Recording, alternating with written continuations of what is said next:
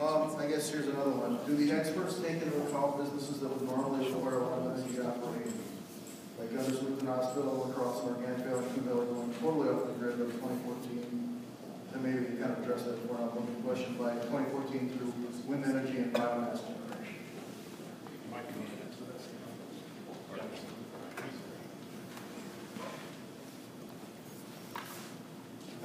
I'm Mike Carroll. I'm the area manager for Excel, and Gunnison Lutheran has been mentioned a couple times here, and I've worked with them for many years.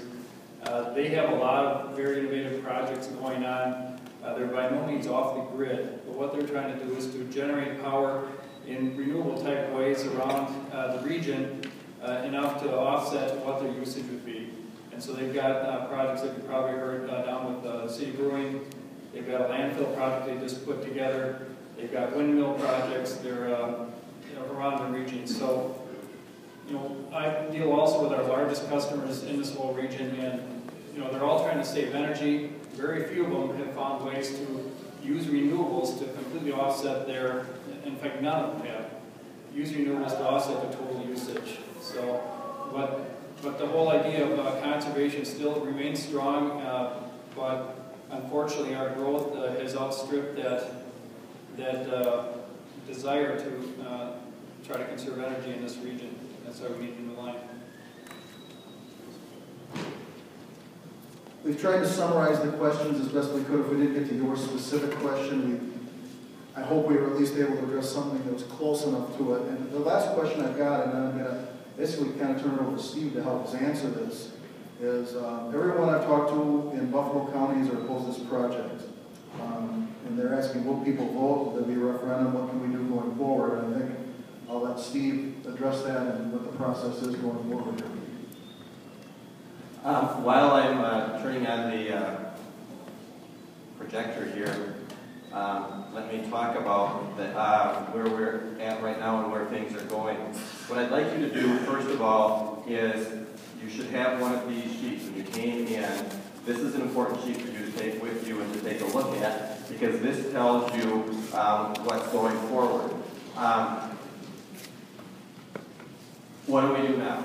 So let's say you, after hearing the presentation tonight, think this is a great project, we really need it, and you need to express your opinion on that, or you say this is a terrible project, we don't need it, and you want to express your position in that regard. My colleague and good friend, Senator Jen Schilling, has a saying that I think really is applicable, which is, if you're not at the table, you're on the menu. So now is your chance to get to the table and express your opinion on whether you like this or don't like this. What I have up here on the screen is 4 different ways that you can express your opinion.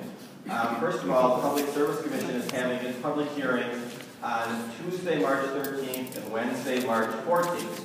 Those public hearings are your chance for you to take the microphone and you to stand up and say, I'm in favor, I'm opposed. Those are really your only 2 chances at this point, at this stage, for you to verbally express your particular opinion on this issue.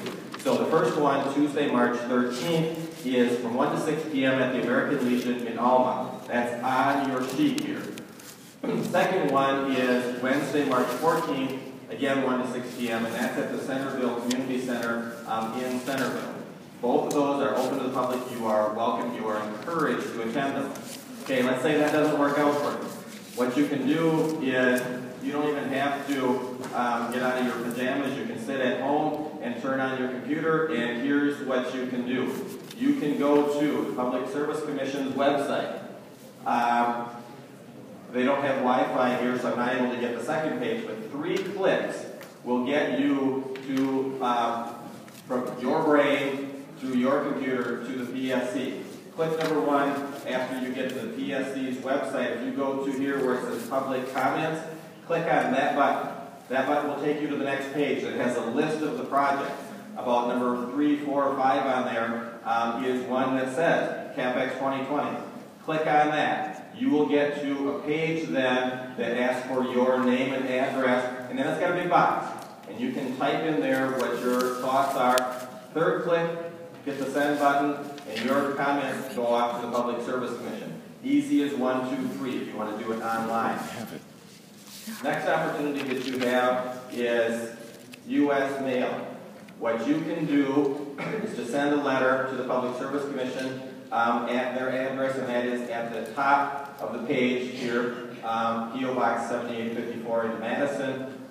Get a letter to them. If you want to get your opinion to them by online or letter, March 7th is the date that you should have in mind there. After that, you need to get yourself up to one of these public hearings.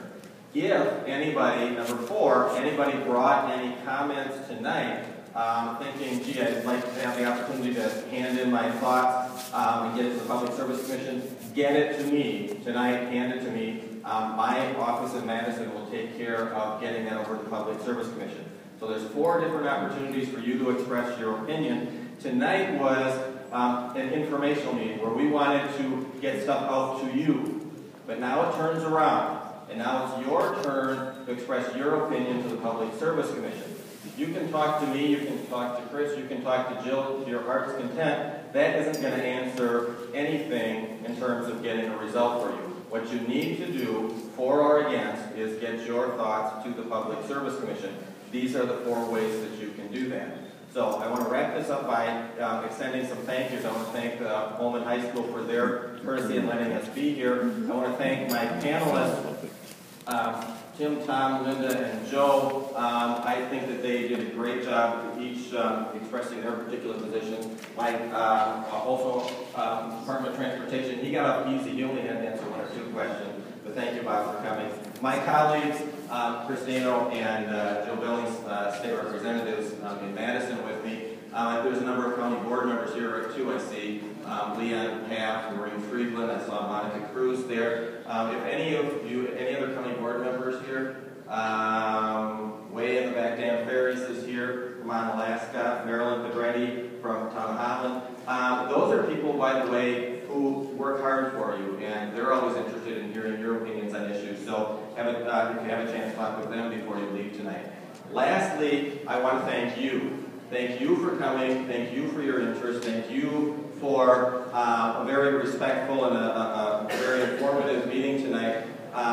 With that, I wish everybody well. Thanks again for coming, and good night.